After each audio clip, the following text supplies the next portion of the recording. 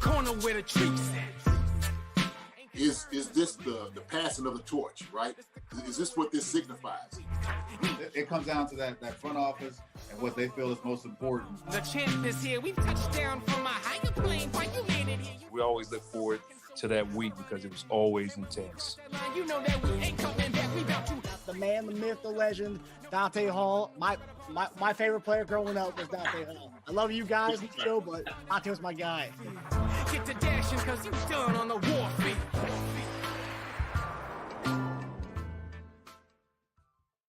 This episode of Chief Concerns is brought to you by betonline.ag. Hey there, Marcus Dash here from Chief Concerns.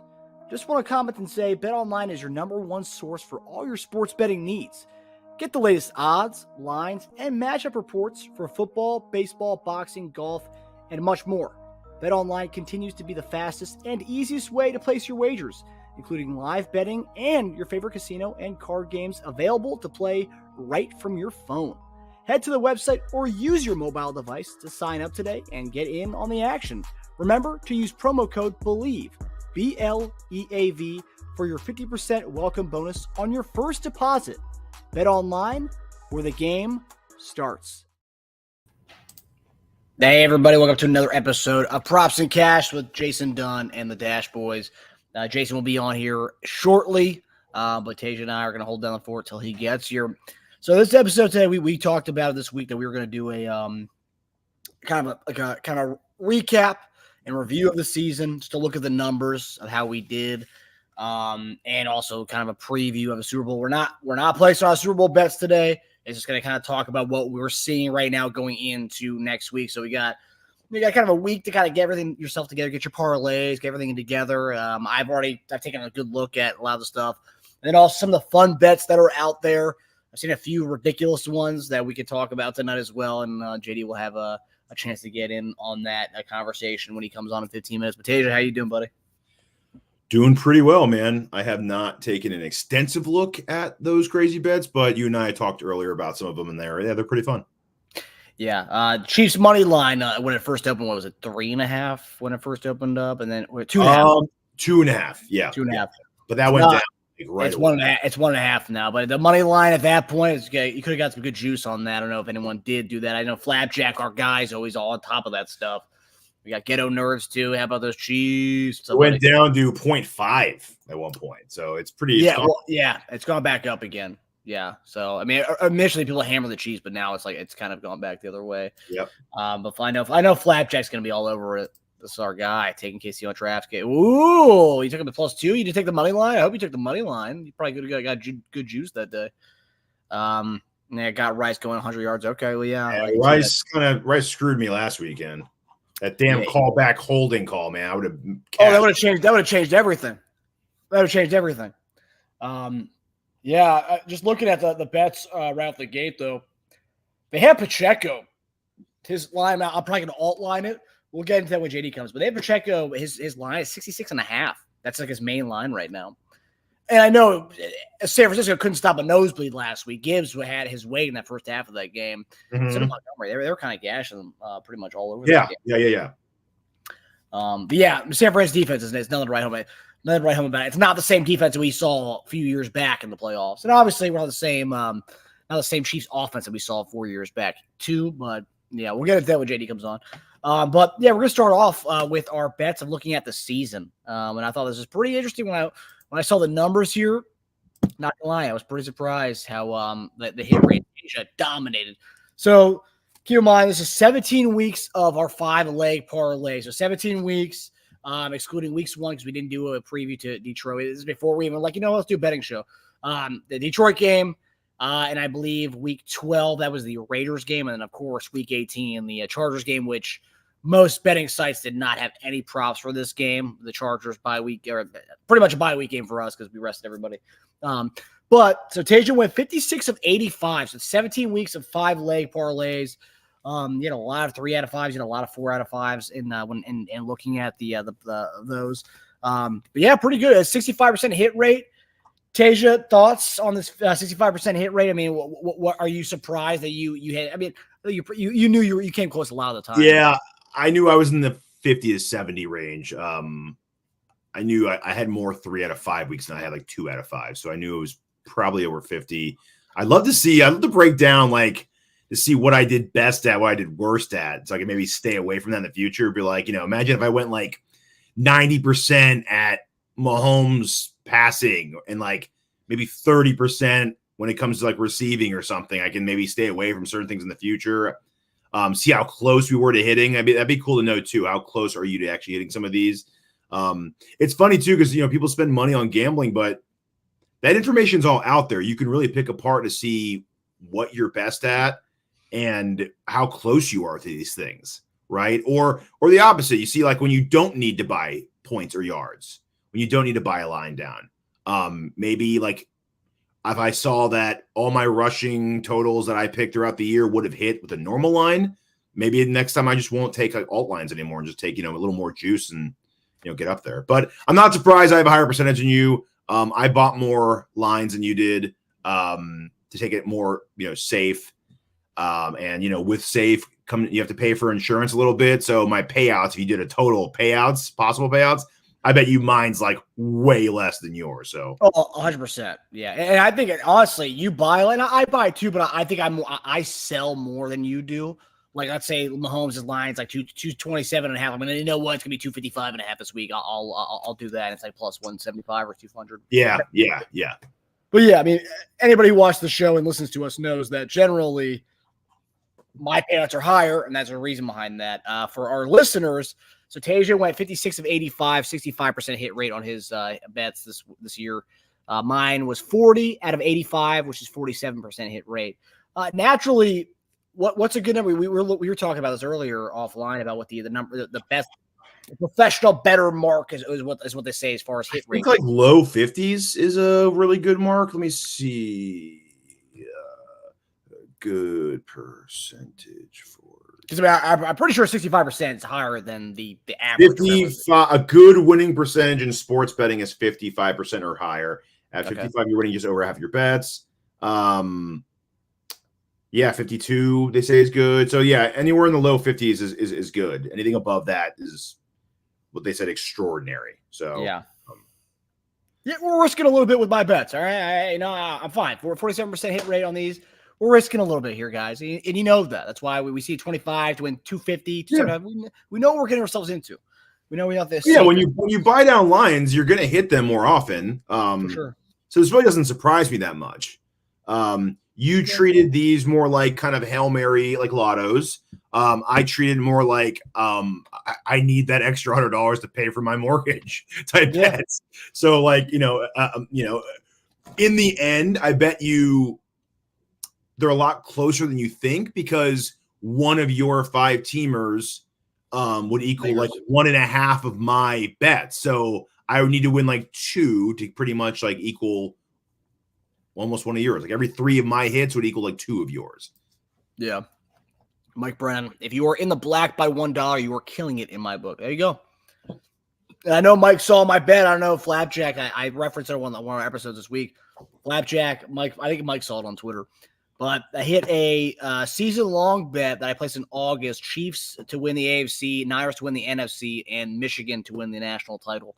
That was a 25 to win 4,500 in that bet. So I'm on top of Vegas right now, guys, for the year 2024. But we'll see how it is by the time we get to tax season next year. See if I go below the $600 threshold, whatever it is. But yeah, we'll see on that.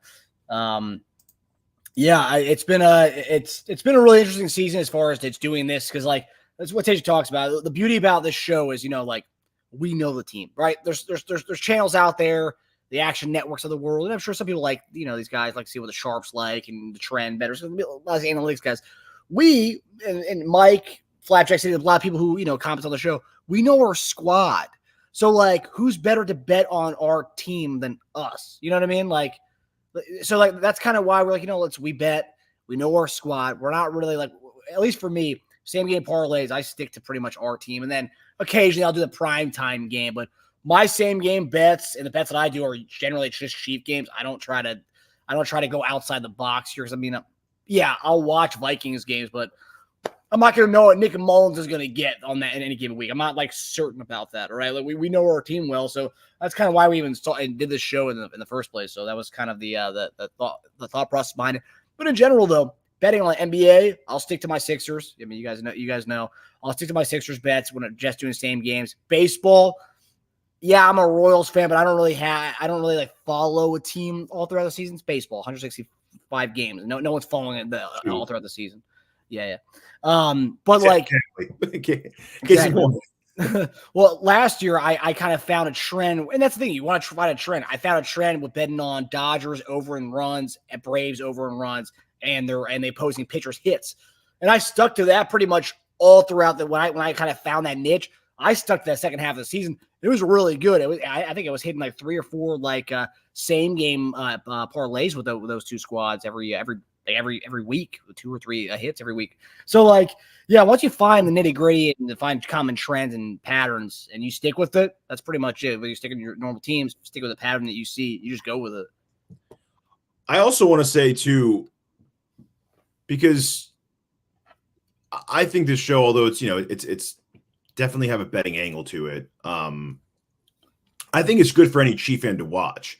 I really don't think you need to be a gambler to watch this show. Damn. I just think you more so need to be a Chief fan to watch the show, because we talk about analysis of how we come up with these bets. We don't just say, take these, trust me, bro. You know what I mean? Like we talk about why, and aside from all the other normal Chief Concern show, we might deep dive into aspects maybe that you guys didn't discuss on your weekly show, or we discussed on the post-game show, right? Or the Monday Morning Quarterback show, tight end show.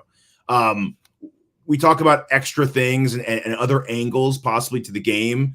And in that, we talk about some extra insight that, that might not be discussed otherwise, which I think's got good merit and value to it. Because I know not everyone gambles, not everyone can gamble, but everyone watches this hoping that there are Rice fans out there. They hope they tear it up. If you watch the show, you'd be like, oh man, like they're really hyped on Rice this week, right? Like it's we talk about just angles for the game. And yeah, we talk about making money off those angles, but the angles and analysis is there either way. And quite frankly, there's crossover because a lot of people generally, if you're betting, you're probably a fantasy guy. I know there's some people who do one or the other.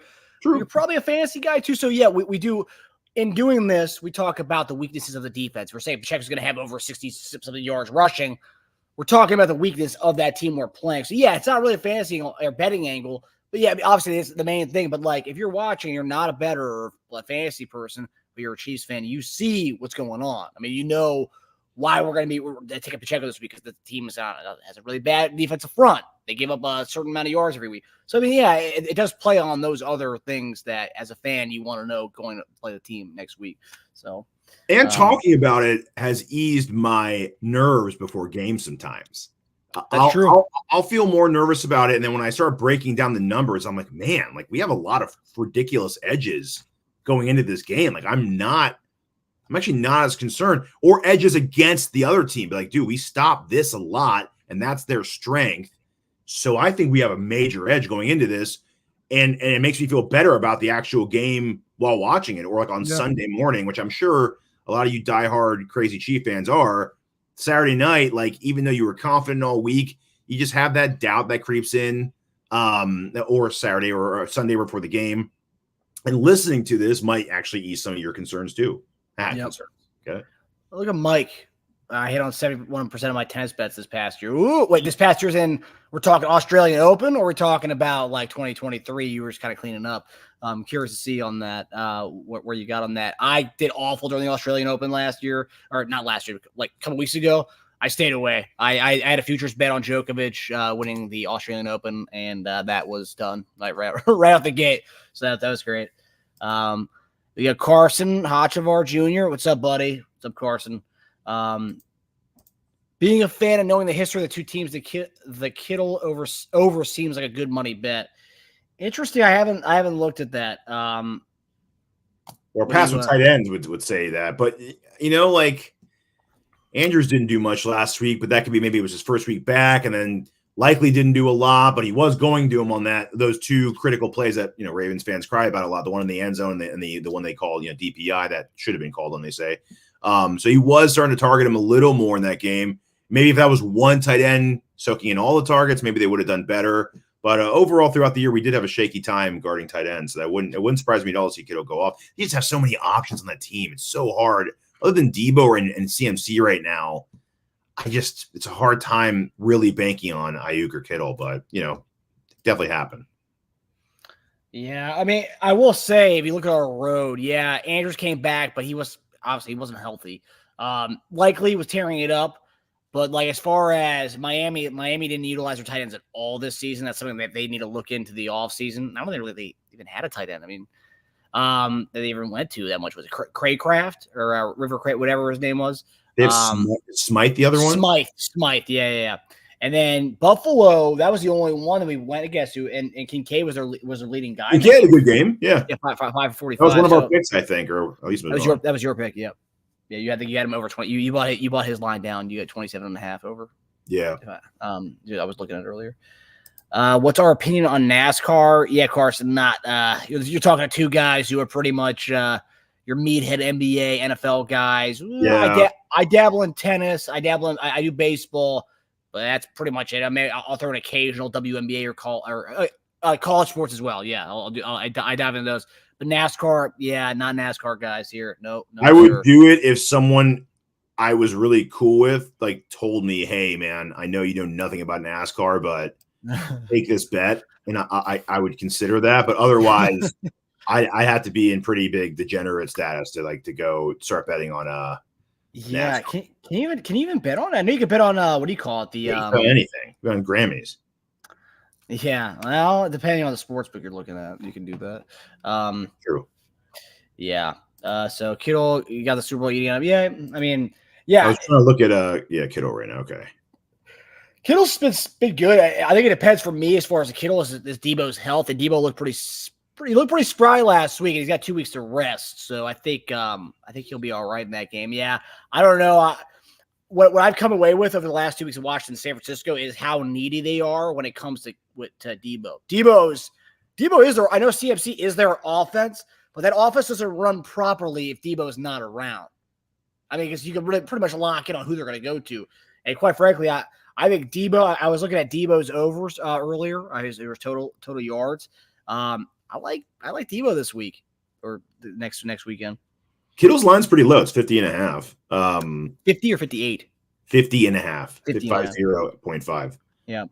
It's because he either has 60 or 20. He's had but in his last 10 games, he's hit that number 7 out of 10, which is pretty good. Mm-hmm. Let's say you can get. See, the problem is buying won't do much of that number because the 3 he went under that, he got 19, 29, and 27. So I mean, if you buy it down to 25, you're not going to be making much money off that. So that's a bet I would probably just take the actual line because he's either hit that or not hit that. There's no alt line that he's hit a lot. If I see when I go alt line, I don't just do it because I want to feel better about the bet. I usually do it because if I see a guy's hit 45 yards 8 times in a row, but he hasn't hit 55 yards 8 times in a row, I'll go ahead and take the 45 just to know that I have a 90% chance of hitting that one.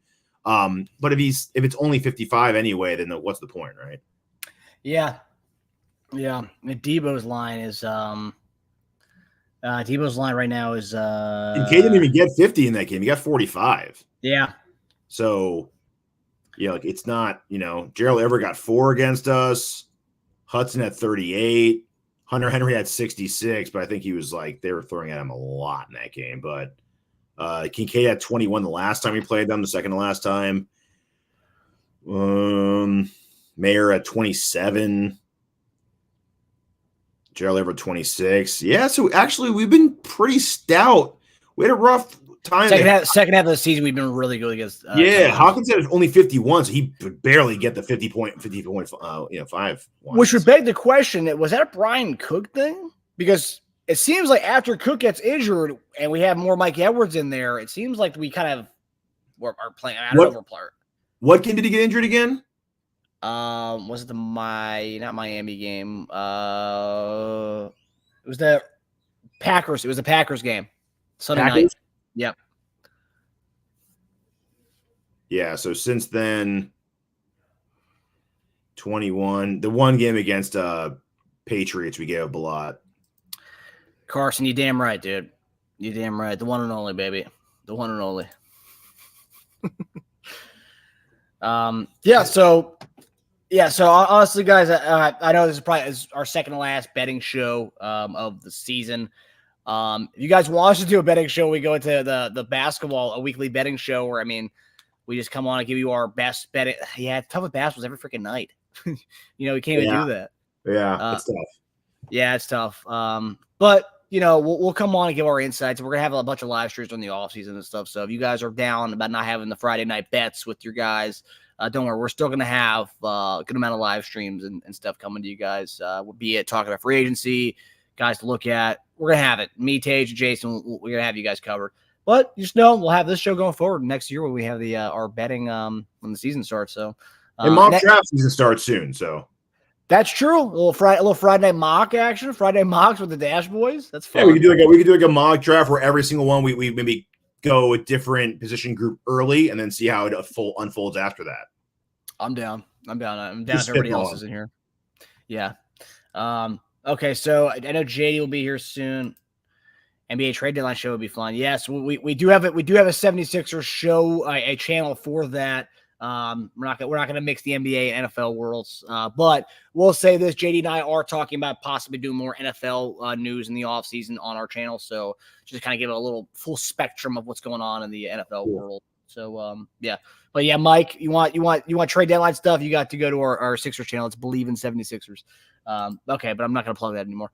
So we're gonna go to talking about some of the bets for this weekend. JD will be on here soon. Flapjack Cam Newton on KT was funny as hell. I did not see that, so I'm curious what that's all about. So post the link in the comments, Flapjack. Yeah, I'm sure Cam doesn't hold back on anything, so I'm sure that was pretty good. All right. So now we're going to go to our bets, the bets that I've been looking at for the weekend. We have some of the fun ones we'll save for JD when he gets on here soon. But the number one bet I'm looking at this weekend, and I'll probably buy it down to be safe on it. I say Pacheco, man, over 66.5 yards rushing. The fact that that's his number set, 66.5, that means they think he's having a huge game this weekend. And I really do think he's going to have a big game. Just looking at what Gibbs and what Montgomery were able to do to them. And then also, if I remember correctly, I'm pretty sure Aaron Jones kind of ate them up too that day. I know he had a little bit of everything on the ground and on the through the air, but let's see here. Yeah, Aaron Jones, 18 for 108 against them. Yeah, I mean, Pacheco's going to dominate these guys.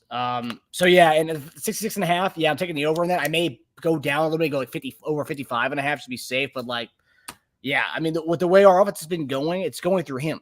That Ravens gave him 24 carries for 68 yards. If he's getting 24 carries, yes, he barely got over to the 66.5. I really like Pacheco's over under this week. The fact that their place gets so high is really getting making my tail wag. If you know what I'm saying. Well, his last 2 out of 3 weeks, he's had 24 carries, so that's a huge part of it too. Oh yeah, the volume.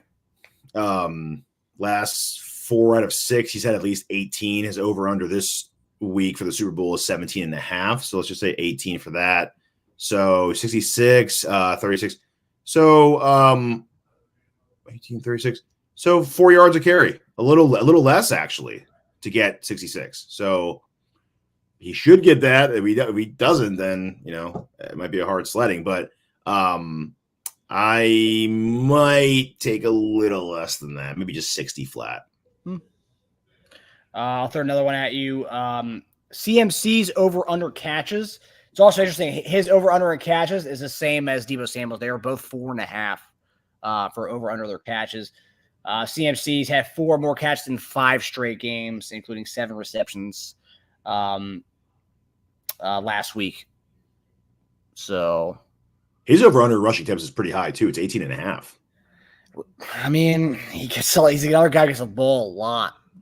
But if you think about it, what's different about his than Pacheco's is 17.5, but he's gone over that 4 out of his last 6 weeks. McCaffrey's different. McCaffrey's 18.5 in his last 1, 2, 3, 4, 5, 6, 7 weeks. He's only gone over that once. So they're predicting higher output than he's done in 7 weeks, except for last week he had 20 carries. But that was the only week he's gone over 18.5 carries. So my guess is Vegas is expecting the Niners to kind of do what Buffalo did, and then what Ravens kind of stopped doing was go away from the running backs to hand off. Maybe they just expect them to kind of try to be a little more conservative. Don't let, Purdy have like jitters, and just kind of hand the ball off to CMC and just try to find, try to maul us. Yeah. I don't know. Our defense has been playing so good, and it's too bad that Baltimore really didn't give us a test on the ground for just not running the ball at all against us.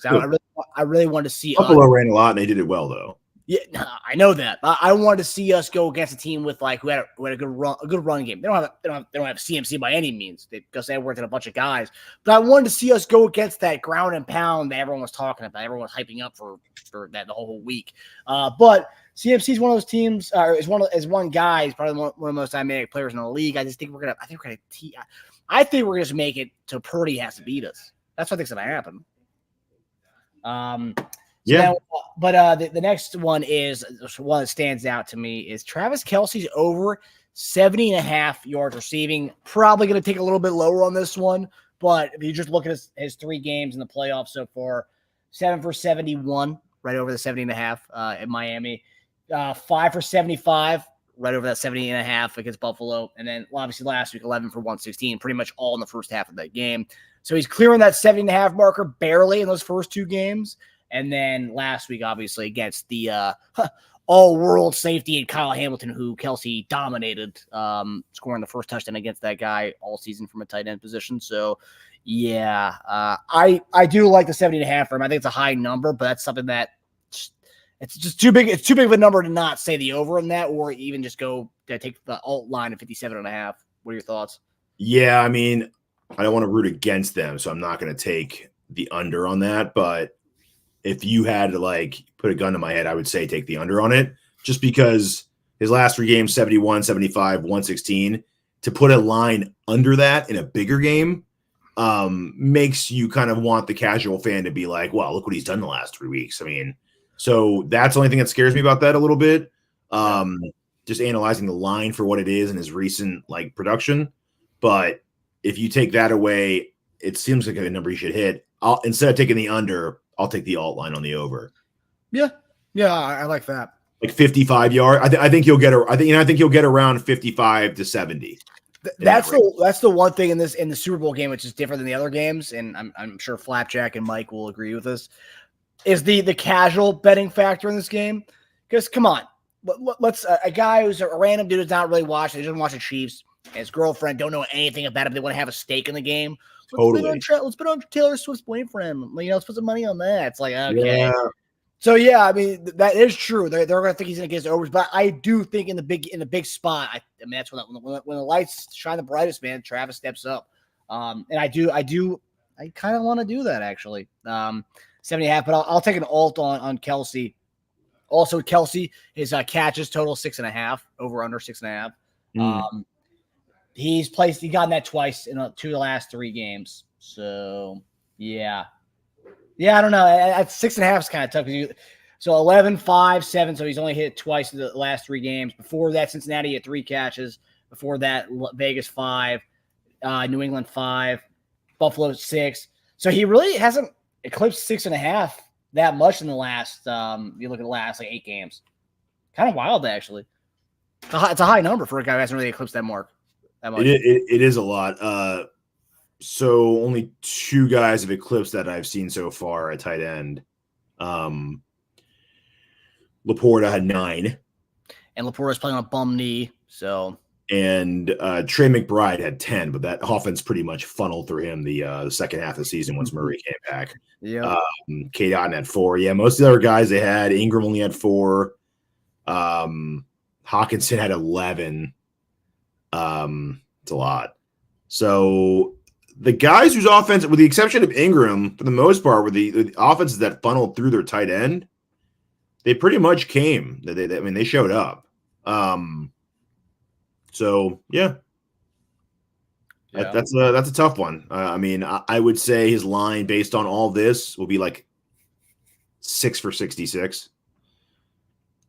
Okay, another thing too. If we want to talk about the lights being the brightest and him shining during that, Kelsey's exceeded this receiving line with ease in those last two of the last 3 Super Bowls. 6 for 81 last year, so he eclipsed us by about 10 yards last year in the Eagles game. I don't know with the way we just peppered him with targets in the first half of that game. Is that the same kind of game plan we go with this week? I don't know. Yeah. Can't seem to find anywhere that has a Ross anytime touchdown available. Had 2-1 last time this year. Yeah, I don't think you're going to get that, man. And I honestly, it's throwing away money if you do that. Mike, where this channel is a Justin Ross channel. I don't know if we're going to get Justin Ross vibes right now in the Super Bowl game. I would take Kadarius Toney scoring a touchdown before I did Justin Ross. Yeah. And we advise strongly against that, guys. I will say this.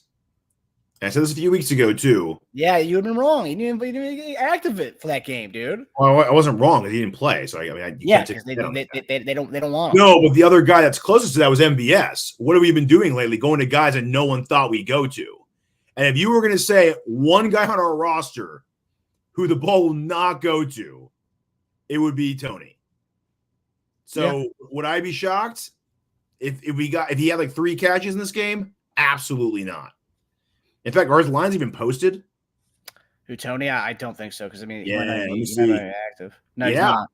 3, really? I'm on the DraftKings app and he's not here. Yeah, the app I go to just posts like anywhere that he might be posted. And your number was 50.5 for Kittle earlier? Yes. 46.5 on DraftKings. Okay. So. This just aggregates. It takes all of them and just tells you like the basic ones. Gotcha. What's up, Lonnie? How you doing, brother? I don't know how legit this is. It says Toney's is 3.5, but catches or yards? Catches. Dude, I mean, it's no. I think that app. Delete that app right now. It's ridiculous. Rice getting a touchdown in this game. I could definitely see it. This team, what they showed against Green Bay and what they showed against Detroit last week. This is honestly like we might have a little fireworks. And I know Alex Smith said we'll get into that this week on Monday. We actually have a show on Bleacher Report, so you guys should need to tune into that. But Alex Smith had made an interesting comment about you. This defense is not good. However, you do not want to get into a shootout with San Francisco. And it's interesting. You don't want to get into a shootout with them. I think our offense can put up points against them, and I think our defense is good enough to stop them. So this could be a kind of a bloodbath kind of game. I'm not one to go on here and say, we're going to beat them by 2 scores. This is a good San Francisco team. I'm just saying what we've seen the last few weeks. We always talk about trajectories and the way teams trend. We trend in a great direction getting into the playoffs. This team's not really trending in the right direction. They kind of, they had a bunch of losses going into the playoffs, or they had a couple wins at the end of the season. But like before that, they got dominated on Christmas, kind of like how we did against the Raiders, and they got dominated by the Ravens, and then everyone was kind of falling off the San Francisco bandwagon after that. But then the last 2 weeks, you play comeback against Green Bay, who, I mean, everyone, it was a fun, sweet story this year. Then you had Detroit last week coming back from the down 17. I don't know. This defense is probably one of the worst defenses we've played. We put you that way, as far as statistically and stuff. So, we got that. We got somebody in the room right now. Oh, what's up, fellas? What's going on? What's going on, JD? How's it going? How you doing? Oh man, nothing, man. Running around and taking care, seeing family, and trying to get things right, man. Yep. Trying to do the Lord's work. Yes, Open my finger up. You believe this? Cut my man. Gashed myself. Like, what happened? Cooking? No. I was actually opening a box. I had got my nephew a refrigerator to take to him, and had the knife in it. My knife was real sharp, and I like it, and cut myself. I couldn't even believe it. I was like, "Daggone, how'd I do that?" No stitches, no nothing, no sutures, stitches. no nothing. No, not right now. So it's fresh. It's fresh. So You just did that? Yeah, it was about an hour and a half ago. So, Jeez, man. Yeah, I know it. I know. But How's it going, man? Y'all doing all right? I heard a little bit of it when I was on my way up here. Okay. Some of the stuff. What'd you hear? Let's talk about some of the betting. The bets I heard y'all was talking about. Y'all was talking about Christian McCaffrey, what he was going to get, the over and under for him. You said him and Deebo both were at what, 4.5? And y'all said Pacheco was supposed to be under 60 yards. Yeah, Pacheco's was 66.5 yards rushing. That's his over under. I think he's going to get that. I think it's a very high number based on he's coming off 24 for 68. This is a high number in general, and you also look at what Jahmyr Gibbs, what Montgomery, what Aaron Jones did to this run defense over the last few weeks. I think Pacheco should easily get this, especially if he's getting 20 totes a game. And then McCaffrey was 4.5 catches. Okay. So that's the biggest Band-Aid I ever seen. Appreciate you, Lego man. Go, worried about your boy, man. I appreciate that. I was good, Jay. Sorry to hear about it. Yeah, I do. And I heal fast. I got like that Wolverine in me. So our listeners know JD's not scared of anything. So if he's got a cut in his finger, not scared about it, guys. He's gonna put a Band-Aid on, put a rubber band on it, and call it a night. Yeah, I'm gonna see. My wife hasn't seen it yet. So she's like, "Oh my god! Like we got to go to the." She has to take it to the clinic right away. Get the thing super up. I'm like, I'm fine. I'm okay. Rub some dirt on it. Let's go. So JD, I don't know if you saw. So we opened up the show with we got the numbers of how we did this year with percentages. I'm gonna throw that up on the screen. So Teja had a 65% hit rate this year. I had a 47% hit rate, but if anyone knows who was more wild with their bets versus the person who was more, a little bit more conservative on the betting side, Teja and whatnot. Okay, it's not bad. 65, not bad. 47, it's not bad. Marcus, you almost hit, almost got there, almost 500. Yeah, you almost got there. Almost a passing grade. Now 52 to 55 is like professional. But that's what that's the professional betting percentage that you want to get to as far as a good one. What the ones are getting. Okay. Oh, well, good. Well, shoot, Teja. Man, there we go. What we doing, man? We're going to make us a business. We're going to make us full-time business then. All right? Oh, man. But no, y'all was good. Yeah, I just know, like, all year what I was hearing from you all, man. Y'all did some good picks.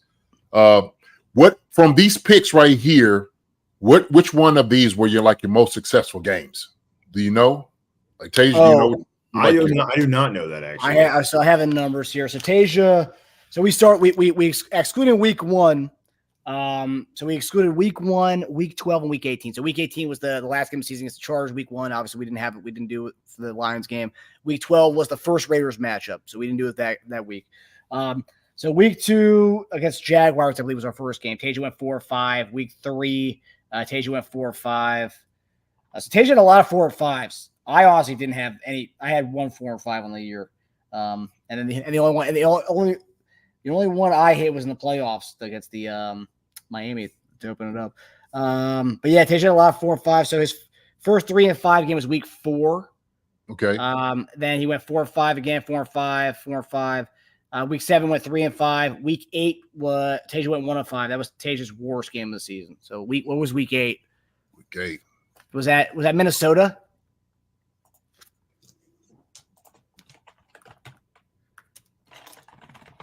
There were some games there because it was we always talk about like we need to really figure out. Week 8 was Denver loss. Denver, okay, yeah. Oh yeah, at Denver. Yeah. They got a lot I suck just like the Chiefs did. Well, and that's the thing. Beginning of the season, I think we were all waiting for, this is bound for a bounce back week. So every week we were like, all right, Mahomes going to have 275 yards, 2 touchdowns in this game. And like, it just wasn't happening. And then, we finally, after the Christmas Day game, we kind of woke up a little bit. But yeah, Teja was pretty spot on with the 4 and 5s. Yeah. But yeah, that week 8 game was your worst one. That was your only, that was your only 1 for 5 game of the year. I had 1 for 5 3 times. So how many 2 of 5s did I have? 1, 2, 2. Yeah, mostly. Yeah, yours is mostly 4 and 3s, and you had one 5 for 5 before the You had one 5 for 5. That was week 14. And then you had a 5 for 5 in the first round of the playoffs, just like I did. Yeah. So That's pretty good. That's pretty good because you can just, change up the betting in any way that you want to structure it. Yeah. That's what I learned a lot, just from you guys of like, how you could just change it up and do, different things with the bet. What was, and maybe this is, so do you know what your total count would have been as far as like how much you would have won if you just did a $25? Because I think that was like $25, right? Yeah. yeah, 25 max. Yeah. Yeah. Do you know how much it would have done, would have won for? Well, because it was a 5-leg parlay. Yeah, collectively, like what your I'm just going from the conservative, side. What it would have been if you had won all yours, Marcus, as opposed to Teja. Oh, if you would have won. If you would have won, right? Oh, okay, The total amount of money for the $25. Did you put that in? Oh, his would have been a lot more than mine. Yeah. Oh yeah, no, I understand that. That's why I was saying, like, well, how much would have, Oh yeah. no idea. I didn't look back at that. No. Yeah, no, I should, but yeah, it probably would have been a big disparity, and that's also what Teja now is really good to see for people who or maybe not new to betting or whatnot. Don't know if they should get into it or not. Seeing Teja was more conservative on that side than mine on the other side is taking more risks with it. That's 65 to 47%. I mean, it's a 20% drop right there from going from taking a risk rather than just being on the safe side of things. Because I was doing the opposite. He was buying yards where I was selling yards. Like, you know what? He's gonna have a better game than what they're saying. And Teja, on the other hand, was, like, I think he's having a good game, but I'm gonna be safe and make sure he gets over 48 yards instead of 60 yards. Right. And I was doing like 75 yards instead of 60. So I was doing it on the other end of things. Yeah, Do it again this week too. Probably. But So, yeah, we're doing all that next week, though, right? Yeah. No, okay, yeah. Today was just a show, a little recap of the season, and then also just doing and just going and looking at some of the bets that stood out to us. But since this, we talked about Pacheco's over 65 or 66.5 yards rushing. Kelsey's his number. That's what I wanted to ask you about, JD. 70.5 receiving yards is what his number set at, and his catches are 6.5 over right now. 6.5 over. I could definitely see that. We're definitely going to feed him the football. I mean, it'd be a mistake if we didn't. And I don't care if it was just in the flat. We know we get a couple of just the tight end screens. That's guaranteed at least 2. A couple of sail routes that he does really well. That's probably 4. So I could definitely see him definitely getting over that. You said 70 yards? 70.5 yards, yeah.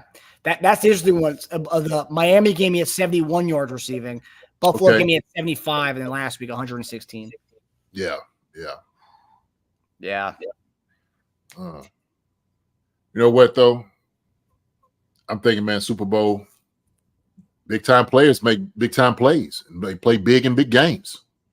I don't see this no different, and I think, to be honest with you, as much as they'll probably concentrate to stop Kelsey, they just won't be able to.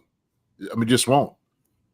That's why I know it's very important that our other receivers have a great game, fit into the game plan, and just protect the football. If we do that, we're going to be fine. I think Pacheco is going to have a pretty decent game, pretty big game, and it might even be in the passing game too. But I do like the over 70. I think I could see Kelsey make it over 70 yards in that. Isn't that what it is? 70, you said? 70.5, yeah. So over 71. Yeah, I could shoot. I'd take that bet. I'd take it. Yeah, so there's some of the other ones that have come out. This Mike Brennan, our guy in the chat, said, "What do you think about George Kittle's receiving yards?" It's his over under is 46.5 receiving yards. Oh, he'll have over that. Yeah, he'll have over 46.5. Definitely. Just for the simple fact that teams may feel that tight ends against us have a better games, and so I would think that they would, as opposed to going to Ayuk and Jennings and those guys out there, I think they would try to attack us from the inside. with Kittle. Kittle probably make a couple, big plays. They'll probably have about 4 or 5 catches. King Mo asking what's the odds on who scores first touchdown. So the highest odds for that is Christian McCaffrey plus 340. Second highest odds is Pacheco plus 600. Third highest odds is Travis Kelce plus 700. And then Deebo plus 800 is the next. And Ayuk plus 850 is the next one. And then Rashee Rice rounds it out as the top 6 with plus 850 as well. So, all right, explain that to me. So plus 340, that's pretty much what your juice is. So plus 340. If you were to bet 25 on that, that would be around. Let me get the.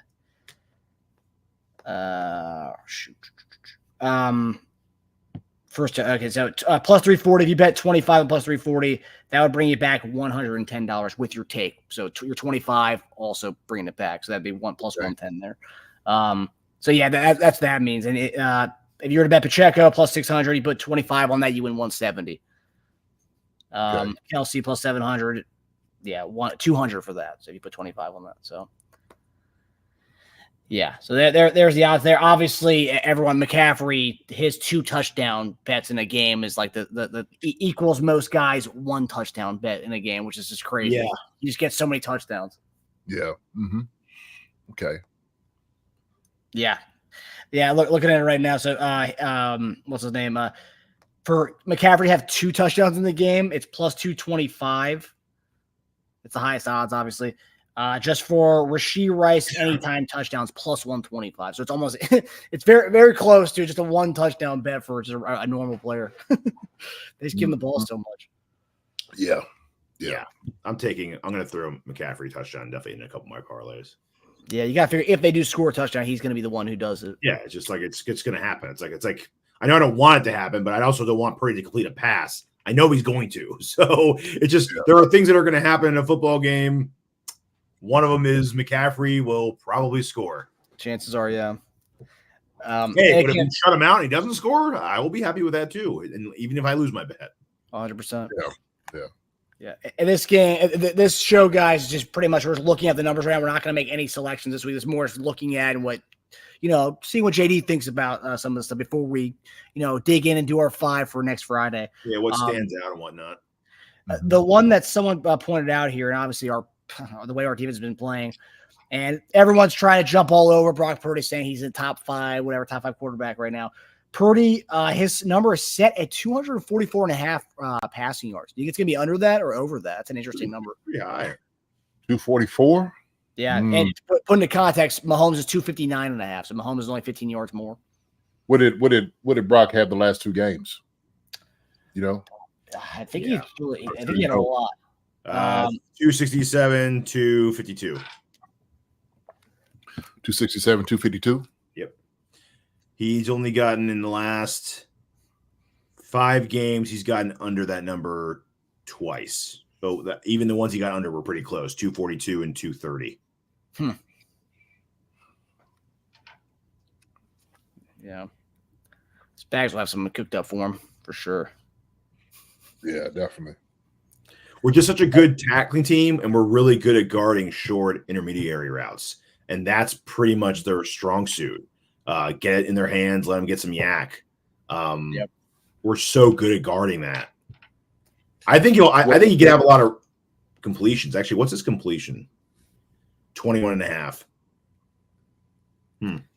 Yeah, their game's going to be get the ball out fast, get CMC going, get Deebo going, try and make our guys miss. But our guys, like you said, they're sure tacklers all the way from the top cornerback to our bottom guy. Jamari Connor's coming off the bench and making sure open field tackles.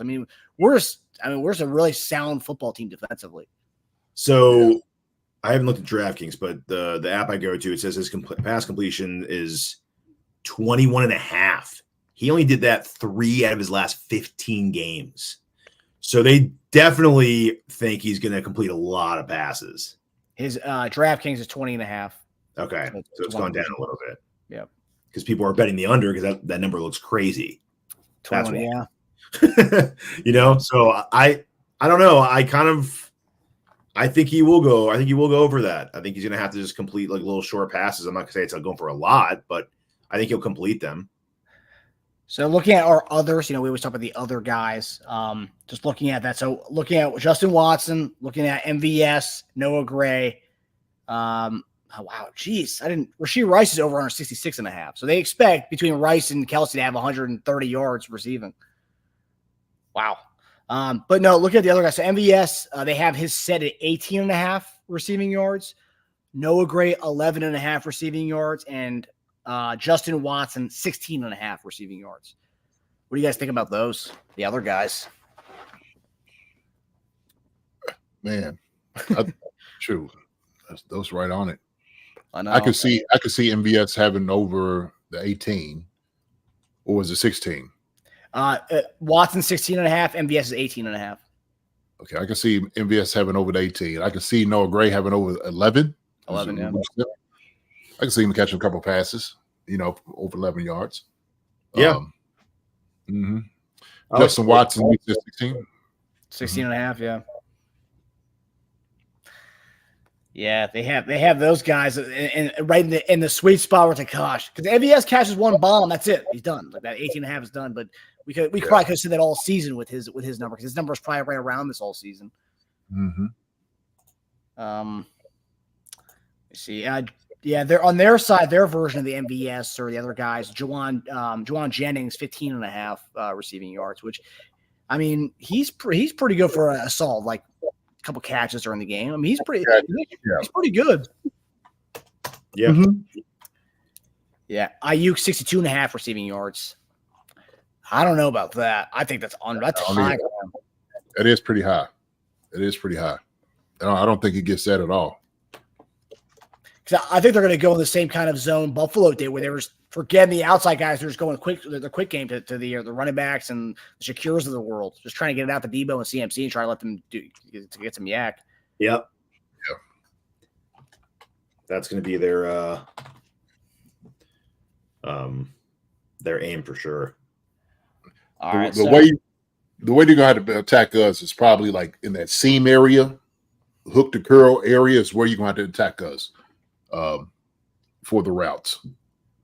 I think that's going to be it. And the thing is, I think they'll do a whole lot of play action. Yeah. And just hopefully it opens up our linebackers, chasing cars. Yeah, so exactly. So the over under this game is another one that a lot of people are saying take the over in, which I don't.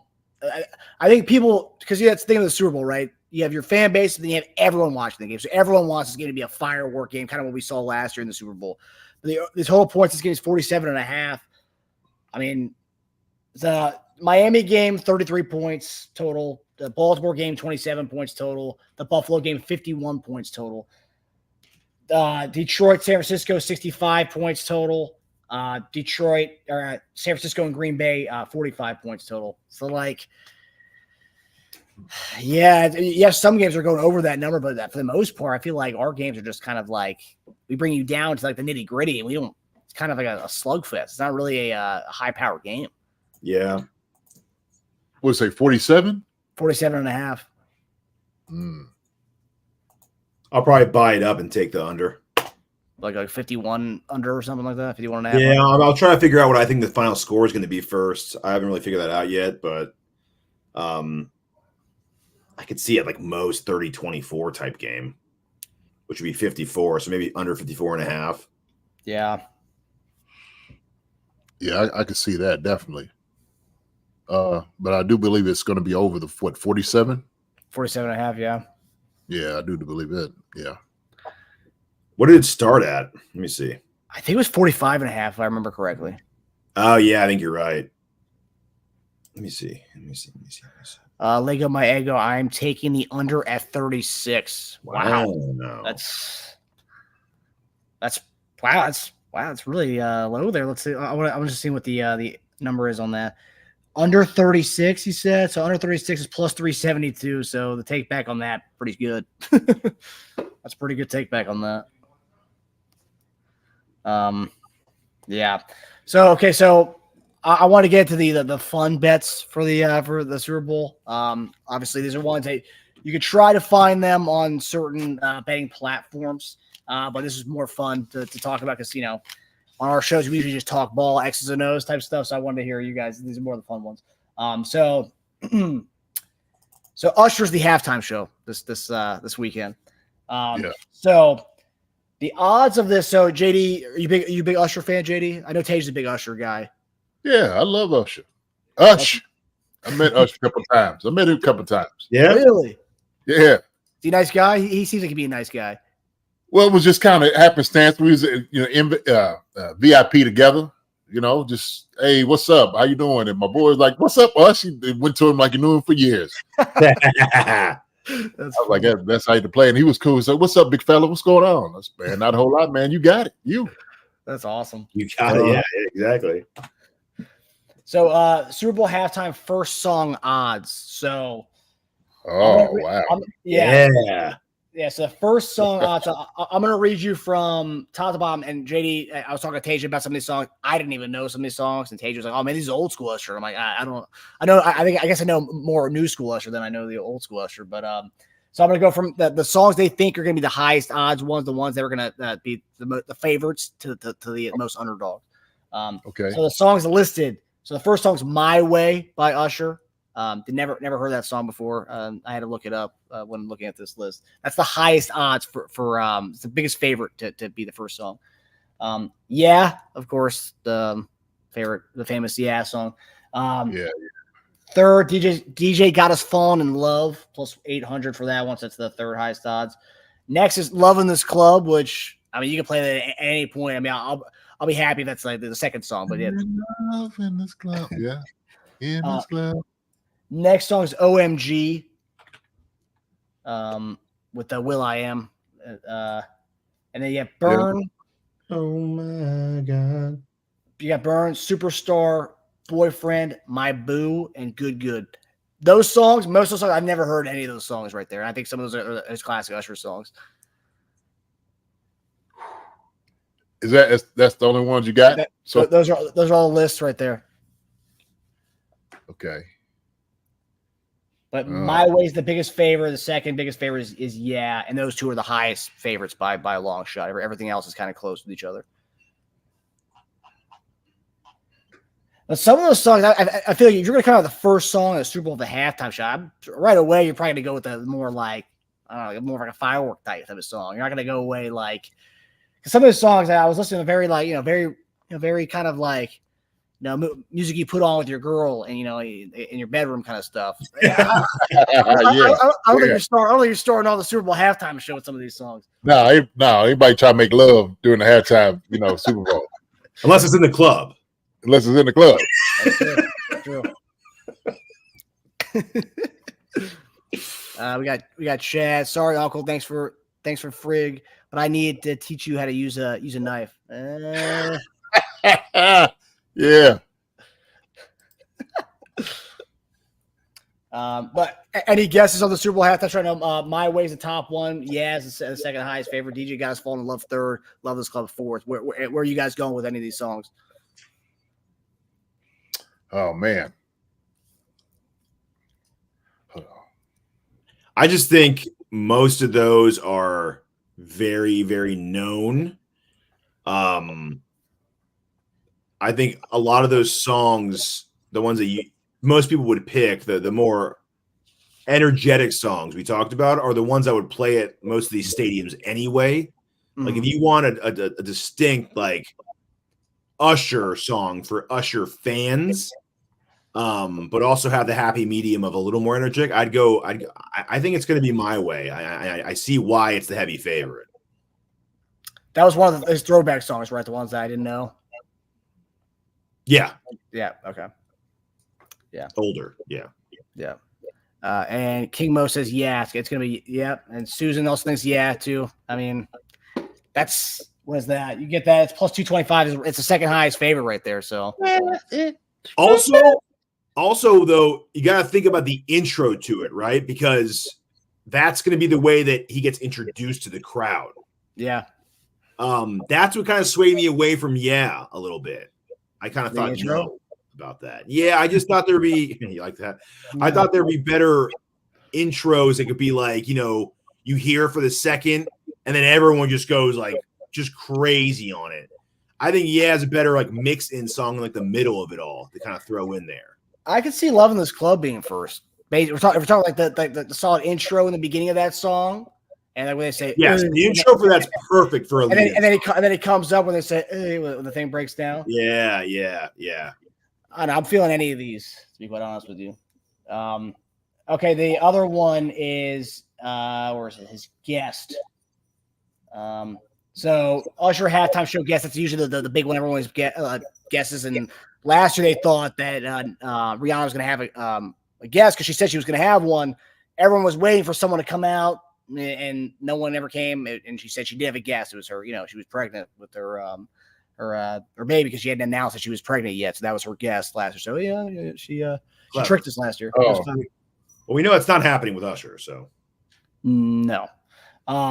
So the halftime show guests, and some of it don't even make sense to me, but I'm going to read you the first few. So Alicia Keys, the biggest favorite as a guest. Ludacris, number 2. Lil Jon, number 3. Nicki Minaj, number 4.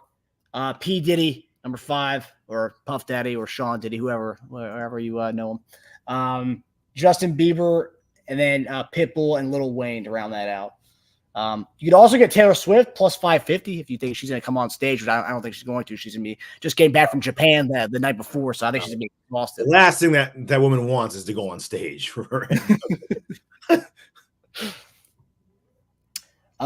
Alicia Keys, did we figure out, Teja, what song is she done with Usher? Why is she such a big favorite? Is she from Vegas or something? It was I think it's a slow jam. She's New York, right? My Boo.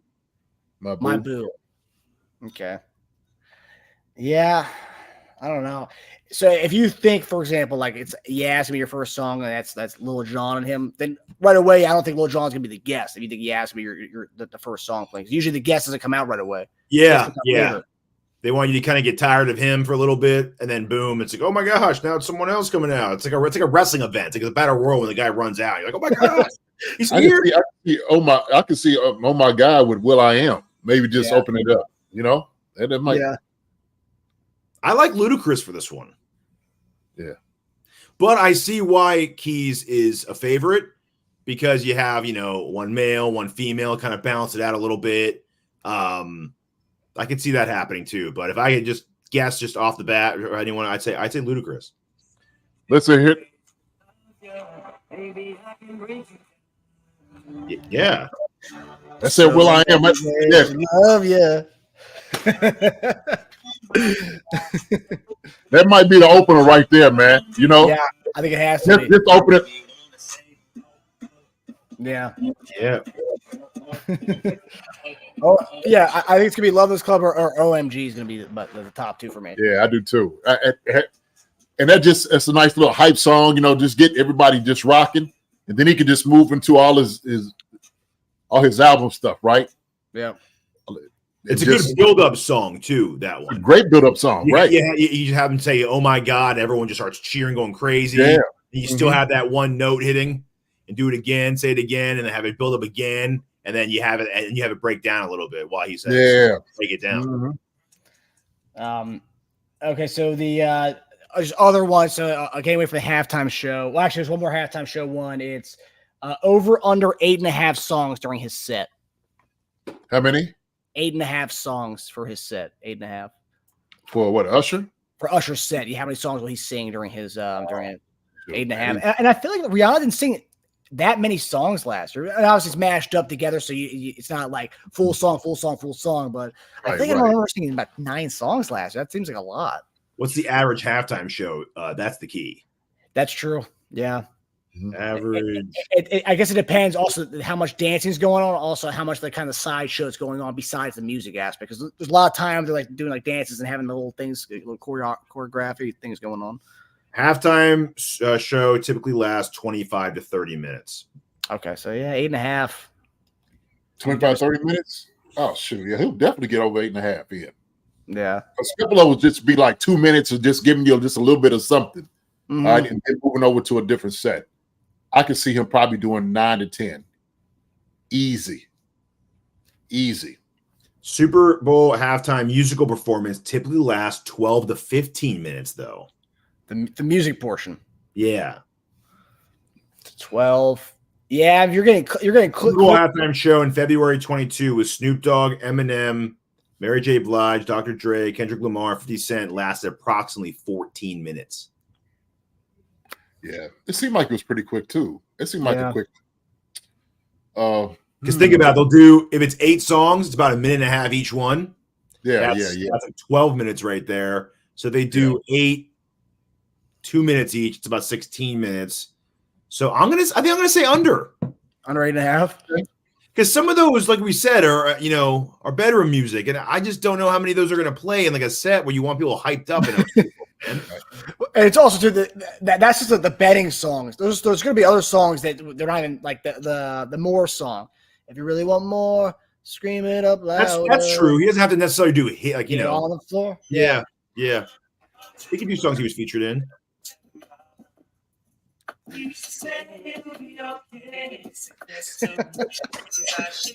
is gonna bring it. I'm telling you, us is gonna bring it. Man, I mean, he can perform, man. Yes, he can. So here's a good one. Travis Kelce proposing to Taylor Swift. That's plus 1060. So they don't think that's going to happen at all, but plus 1060 for no. Right, yeah. You know what? I couldn't believe they didn't add to that song list, JD. You make me wanna. Oh, they didn't have it listed. Sorry, I didn't realize Taylor Swift. So other side bets on Taylor Swift include whether or not she'll be shown during the national anthem. So yes, and how many times will she be shown? And the over/under for her national anthem being shown during that would be 1.5. Would you get to be over or under 1.5? I'm going under. Under? JD? Oh, definitely. Yeah. Under? Under. Oh, yeah. Yeah, they'll probably bring it up right away and show her, and then like you think she's going to come back to her. Yeah, they I think people. I think they get it. Everybody don't want to. Everybody's kind of tired of it. They don't want to make it all about her. Isn't it crazy? There's going to be millions of dollars on that bet. Yeah. Yeah. Like people are going to be watching that, like biting their nails after they show her once, hoping that's it. If they bet the under on that, think about that. Come on. Show somebody else. There's plenty of stars there tonight. Yeah. Show someone else besides her. It's true. It is Vegas, so there's going to be a lot of people there. I mean, there's going to be a lot of people. Show her again. Come on. Where's Taylor? So this weekend's the Grammys. So this is a funny bet that I saw. So the Grammys this Sunday. Swift is nominated for 6 awards. You could take Kelce to have more catches than Swift's nominations at minus 175, or fade the Chiefs tight end at plus 135. So you think she's going to have more nominations than he has catches. So it's 6, and it's weird. His over/under catches is 6.5, and his nominations is 6. So it's literally like it's right there. Right. So maybe some of these people are correct. Maybe it is conspiracy. Maybe it is all phony BS.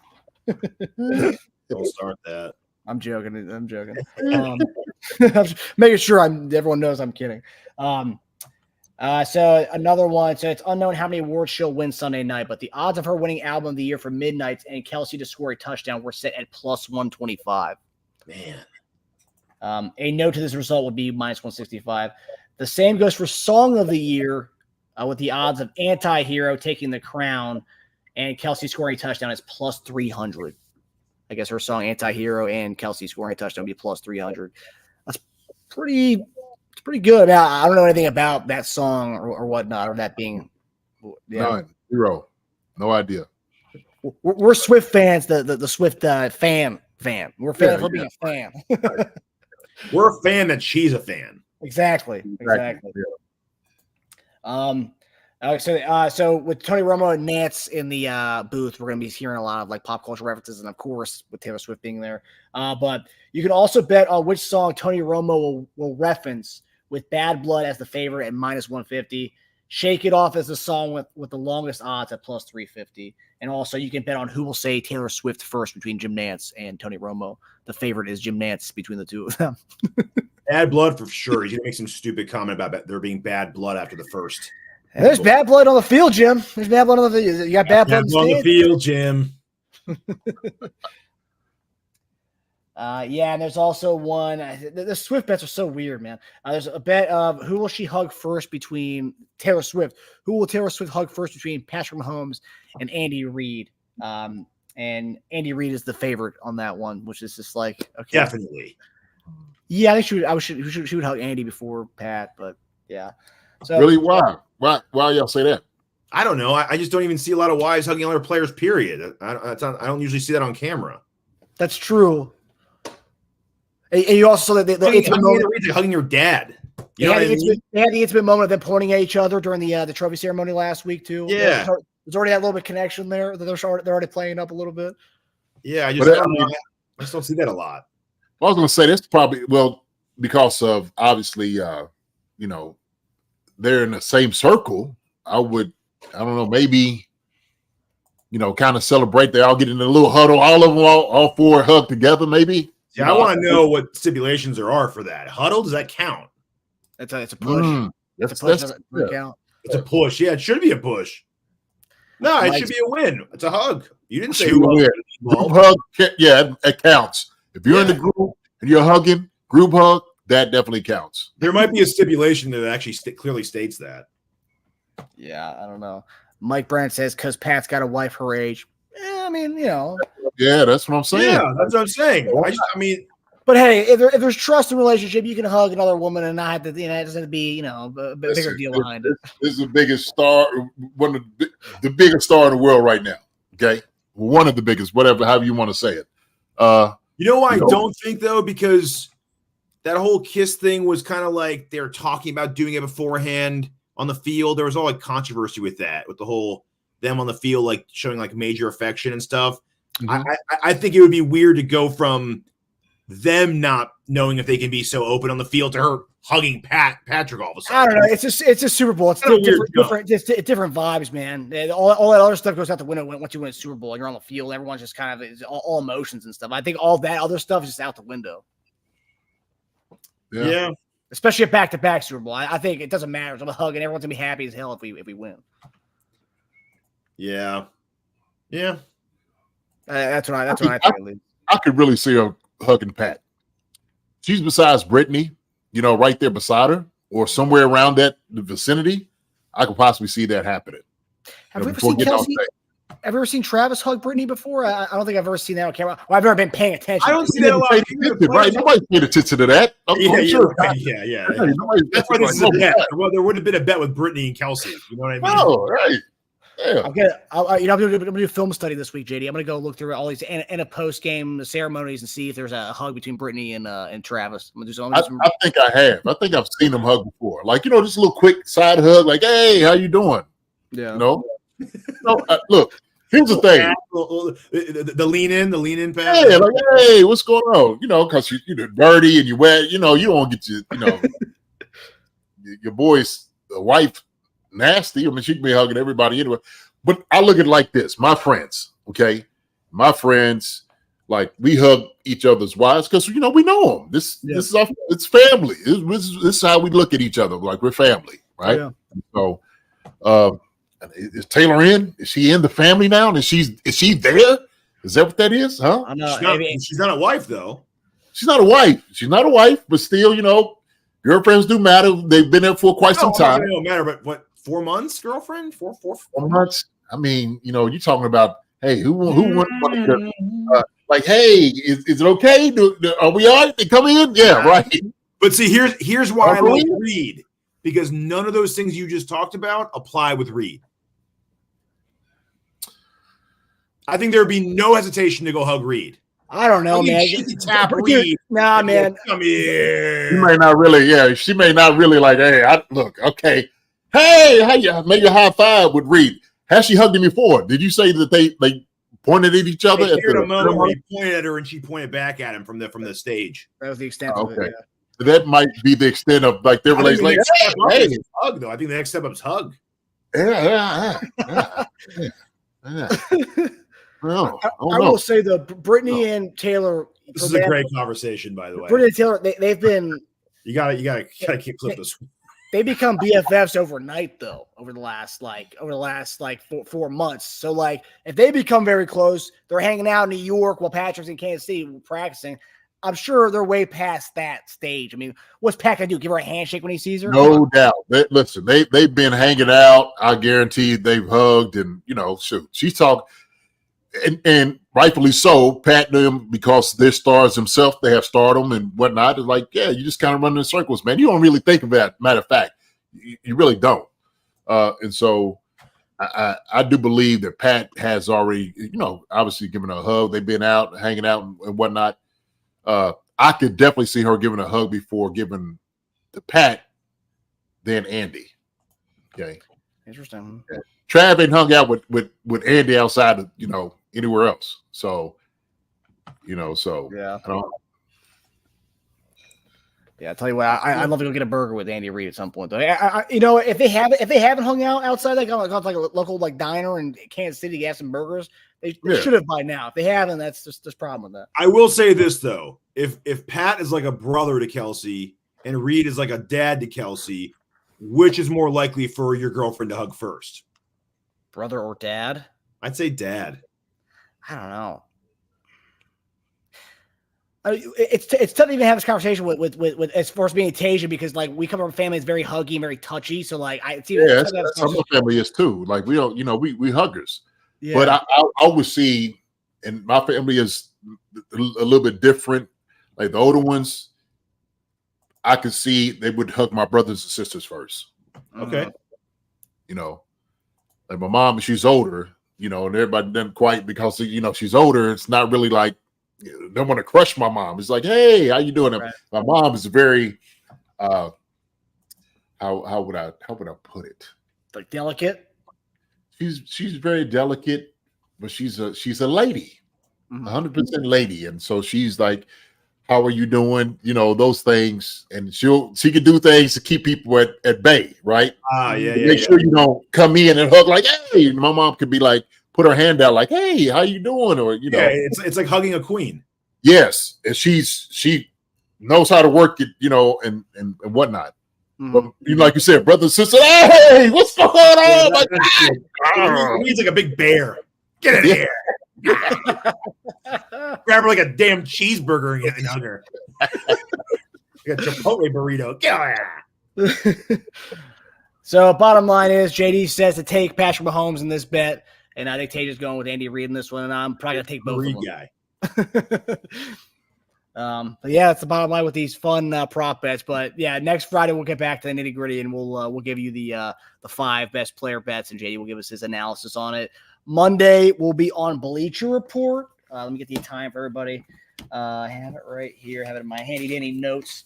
So yeah, Monday at 12:30 we'll be on live on Bleacher Report. We have 2 shows next week on Bleacher Report. So Monday 12:30. And then on the 9th, which is Friday, we'll be on Bleacher Report. And then we have our normal show on Sunday. So, but yeah, Monday we'll be back on Bleacher Report. JD and I will be there. And I think Teja will be making a surprise appearance on Monday Morning Tight End this week. Since it's Super Bowl week, we got the old crew in on this one. But yeah, guys, we hope everybody enjoyed the show. I know there's some fun bets there that was not normal X's and O's stuff, but it's Super Bowl week. I have some fun with it. But yeah. Love you guys. Love everybody who's in the chat tonight. And we'll see you guys Monday. JD, love you, brother. Love you too. Love you guys. All right. Y'all be good. Kingdom, y'all be good out there, man. Take care of that finger. Sanitize. I know it. Yeah. I'm going to my wife now. Let her see it. She's gonna be the one. Text me what Susan says about that. I will. All right. See you, everybody. Later, guys. Hi, everybody. Thanks for watching. Subscribe here to get the latest from the show. Also, be sure to check out the best clips from Chief Concerns. And if you prefer to listen to the show, subscribe and follow us on Apple Podcasts, Spotify, and anywhere else you get your podcasts.